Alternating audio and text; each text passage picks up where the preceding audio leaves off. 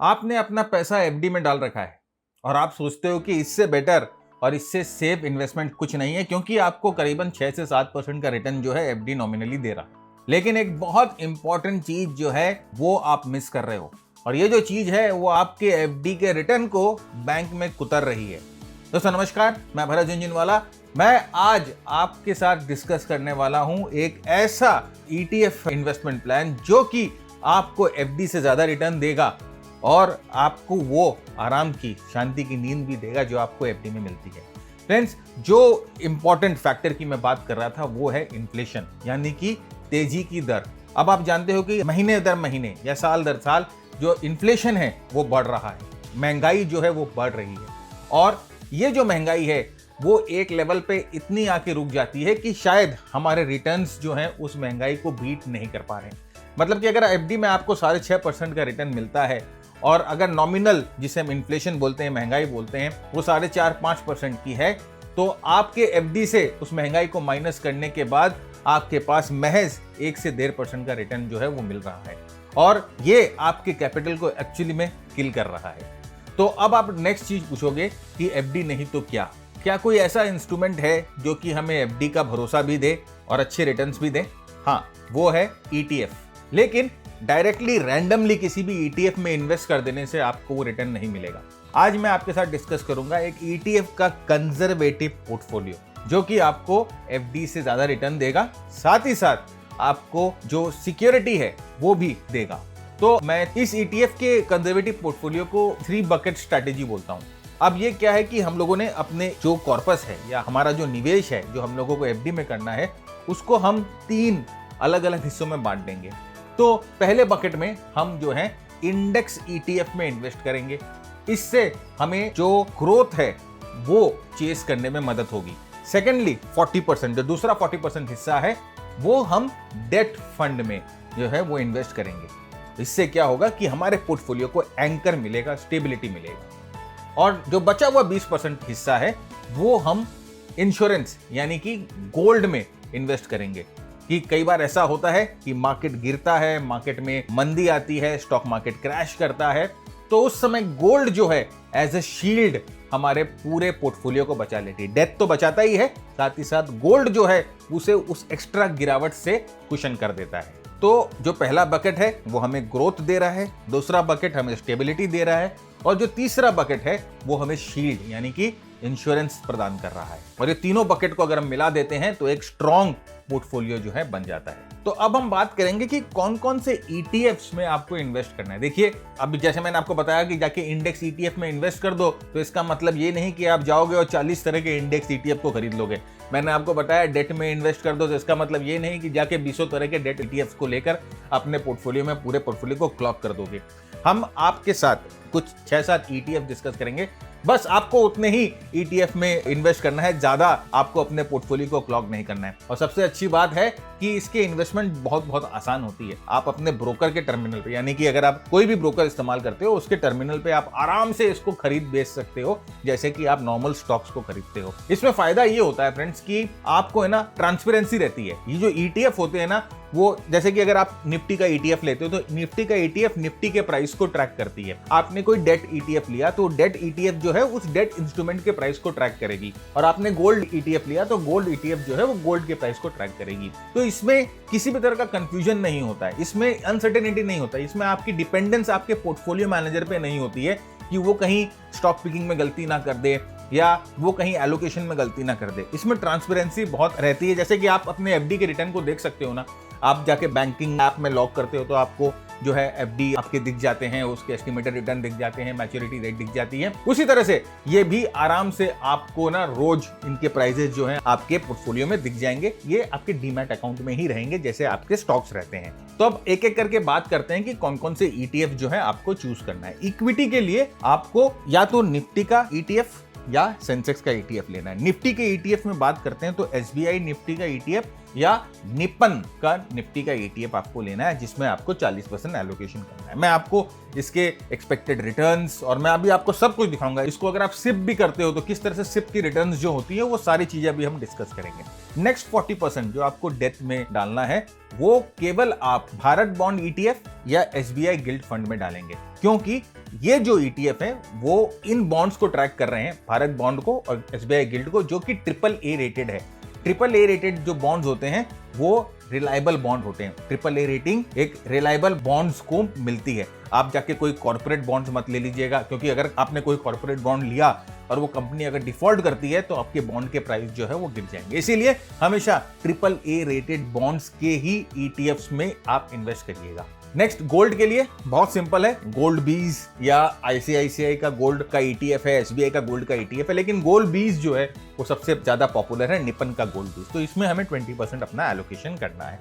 बस आपको जो है यही कुछ 5-6 ETFs का पोर्टफोलियो बनाना है, और ये जो ETF का पोर्टफोलियो है आपके FD को कैसे बीट करेगा ये मैं आपको दिखाता हूं। तो देखिए 2019 की बात अगर हम करते हैं तो देखिए 2019 में ये आप यहां पर देख सकते हो, इधर में हम लोगों ने जो ETF सजेस्ट किए हैं वो ETFs यहां पर हैं। 2019 में अगर आप देखो तो SBI का निफ्टी ETF ने 12% का रिटर्न दिया था, निपन के निफ्टी ETF ने 12.2% का रिटर्न दिया था, भारत बॉन्ड ने 7.1% का रिटर्न दिया था, एसबीआई गिल्ड फंड है वो 7.5% का रिटर्न दिया था, गोल्ड ने यानी कि गोल्ड बीज ने 23.2% का रिटर्न दिया था, और एसबीआई के गोल्ड ETF ने 23% का रिटर्न दिया। तो अगर हम ये ब्लेंडेड पोर्टफोलियो रिटर्न निकालते हैं तो करीबन 13.4% का रिटर्न था, और यहां पर FD यानी कि बैंक डिपॉजिट करीबन 7% की थी।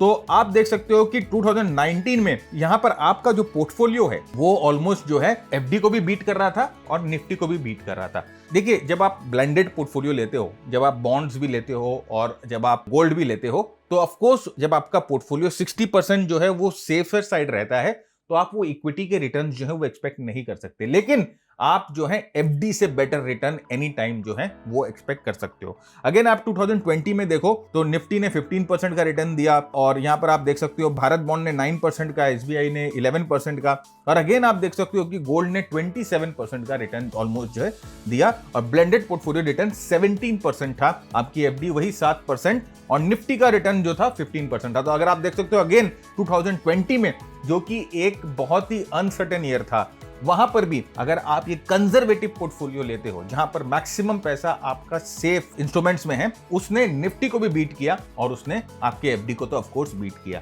फिर 2021 की अगर हम बात करें तो आप देखो ये कंजर्वेटिव पोर्टफोलियो गोल्ड के करेक्शन के कारण ये पोर्टफोलियो थोड़ा सा पीछे आया, लेकिन यहां पर देखिए 2021 में FD की रेट्स जो है वो करेक्ट हो गई थी, 6.5% हो गई थी, और ये ब्लेंडेड पोर्टफोलियो अभी भी आपको FD से बहुत ज्यादा रिटर्न दे रहा था, 10.8% का रिटर्न दे रहा था। 2022 में मार्केट गिरा, राइट, आपने देखा होगा 2022 में वो रसिया यूक्रेन का वॉर आया था, उसके कारण निफ्टी करेक्ट हुआ था और निफ्टी ने उस साल नेगेटिव रिटर्न दिए थे।